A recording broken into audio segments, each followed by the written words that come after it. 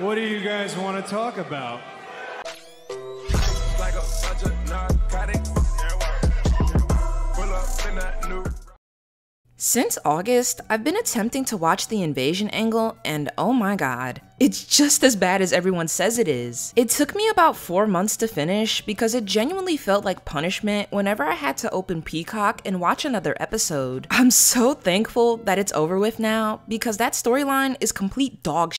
While fast forwarding through Raw and SmackDown episodes during this entire angle, it made me reminisce about all the entertaining and insane moments from 1997 to 2000, and quite a few of those memories involved the McMahons. Now, I already knew this, but for some reason, it really hit me at that moment. The McMahon family might genuinely be insane. We already know how crazy Vince is, but I promise you, it's not just him. Shane, Stephanie, Linda McMahon, and Triple H by extension definitely have some screws loose. Once that original thought went through my head, I just started thinking about all the crazy moments and storylines that the McMahons willingly participated in, and it's honestly mind-boggling. So come with me as we reminisce about some of the wildest and wackiest storylines and moments that involve the McMahon family.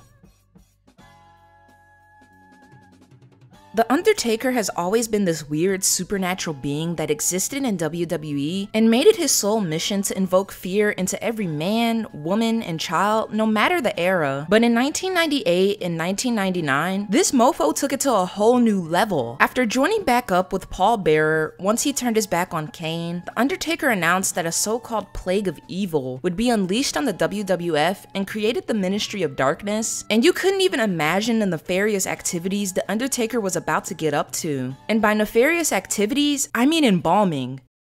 Embalming. This half-dead zombie tried to embalm Stone Cold Steve Austin while he was alive on national television. You know we're dealing with the absolute psychopath when him burying people alive is considered normal. Thankfully, Kane came to Austin's rescue, but the craziness doesn't end there. It actually kicks up by 1,000 after this point. After Kane getting committed to a mental asylum, crucifying Stone Cold, and steadily adding more and more members to the Ministry of Darkness, Vince McMahon finally had enough of The Undertaker running around Raw and doing a bunch of weird demonic shit. Vince decided to punish The Undertaker by booking him in an Inferno match against Kane. After defeating his brother, Undertaker takes a tattered looking teddy bear from Vince and sets it on fire, bringing him to his knees with tears coming from his eyes. It's later revealed that Vince was crying like a little baby because that ugly looking bear actually belonged to Stephanie McMahon as a child. The Undertaker tried explaining his demonic actions by letting the crowd know he wasn't acting upon his own will, but that he was taking orders from a higher power. The Undertaker had set his sights on Stephanie McMahon and will stop at literally nothing until he gets his hands on her. Doing this to the big boss man, and kidnapping Ken Shamrock's sister were all the ways the Undertaker sent a message to Vince McMahon, and considering what happened next, Vince's tears were understandable. Drive a subway for my dad! Where to, Stephanie?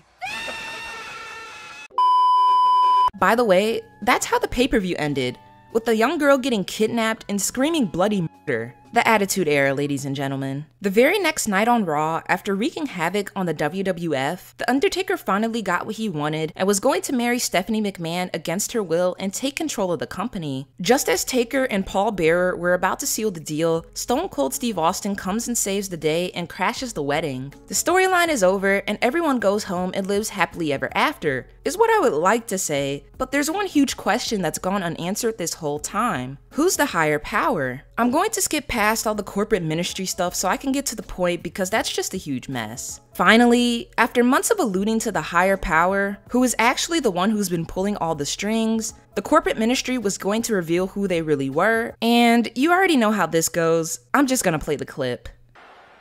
It's me, Austin! Oh, son of a bitch! The mastermind behind Stephanie McMahon getting kidnapped, tied down, and almost marrying her to The Undertaker against her will was her own father, Vince McMahon.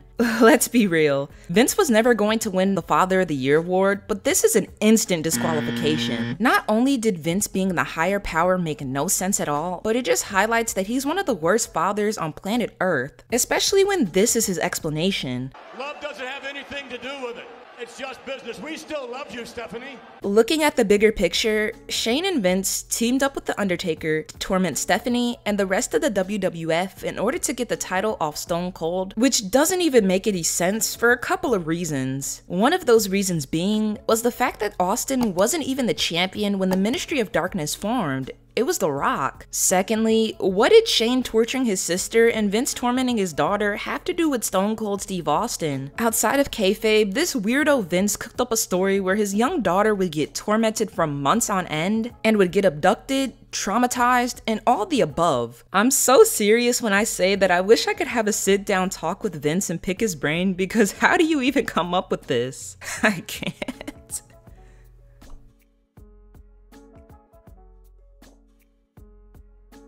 A little bit after Mick Foley had retired, he was appointed as the new commissioner of the WWF by Shawn Michaels, and business was running smoothly under his watch. But not in Vince's eyes. Mick Foley had booked the first and the only six-man Hell in a Cell, and for some reason, Vince was furious and wanted the match cancelled because he was worried the wrestlers might get injured. Was he not responsible for booking these matches? Mick Foley's good friend Linda backed Mick Foley in his decision, and her doing that made Vince so angry that he demanded that they get divorced. Out of pure shock and disbelief, poor Linda McMahon ends up having a nervous breakdown and is rushed to the hospital. Most normal spouses would be worried and upset after situations like this, and Vince was, at first. But very quickly, you realize that he was just faking it, and in reality, was ecstatic that Linda was in the hospital. With Linda in the hospital, Vince was now reappointed as the CEO of the WWF and was allowed to run buck wild, and that's exactly what this psycho did. He starts off his new tenure as the CEO by firing Mick Foley, which sucks because it's Mick Foley, but it's 100 times more tame than the absolutely insane stuff he does next. The nervous breakdown Linda had gave Vince the opportunity to get back at her in the worst way possible, which was to keep her sedated in a comatose-like state by keeping her hopped up on God knows how many meds. As if that wasn't already evil enough, Vince had decided to take it a step further and starts having an affair with Trish Stratus, and takes every chance he gets to rub it in her face. From Valentine's Day to just flat out making out with Trish in front of her face, Vince made it his #1 mission to psychologically torture Linda McMahon.